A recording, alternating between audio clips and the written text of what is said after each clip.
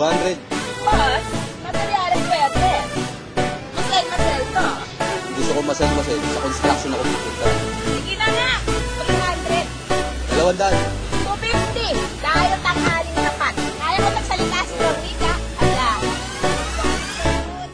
Kasi ikaw, yung babaeng lumalabas tuwing gabi, yung klase ng ibon na tawag namin kalapati, yung nagpapatira kung kani-kanino sa bukid. 500 lang ang tsupa, maliit man o malaki. Pag mahina ang benta, sa Pinoy na lang o sa mga turista nakasasalta pa lang. Pero mas mabigat kung makakadagit ng puti, kasi matik na yan dadaling kanya rin sa tate. At ika'y pag-uusapan ng chismosa sa tindahan, na ikaw ay salot at basura ka ng kalikasan. Kaso sino ang yumaman, bahay at ari-arian? Sino ang may kotse at negosyo dito sa ating bayan? Pok-pok, pok-pok, pok-pok, pok-pok, ang ganda mo kasi. Pok-pok, pok-pok, pok-pok, ang ganda ni ate. Pok-pok, pok-pok, pok-pok, ang ganda nyo kasi. Pok-pok, pok-pok, pok-pok.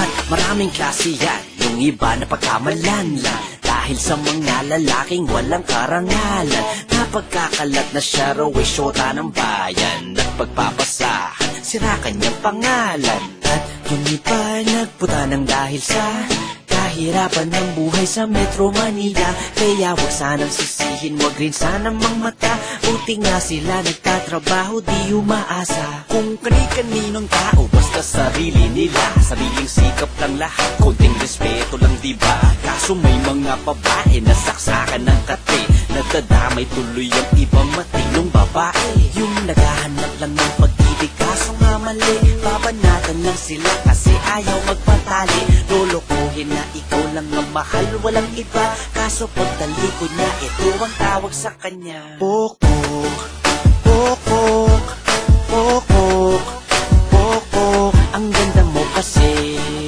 Pok-pok, pok-pok, pok-pok, ang ganda ni ate.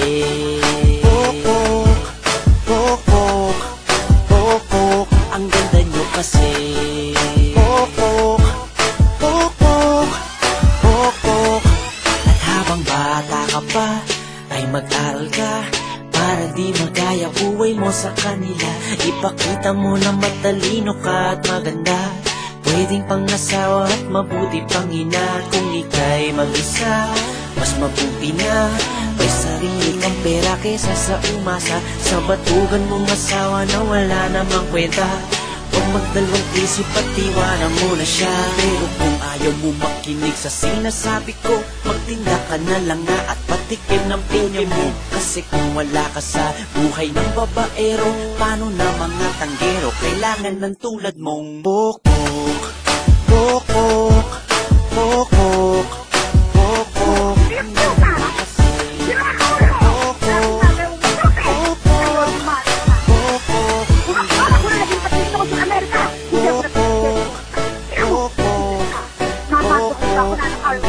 kasi.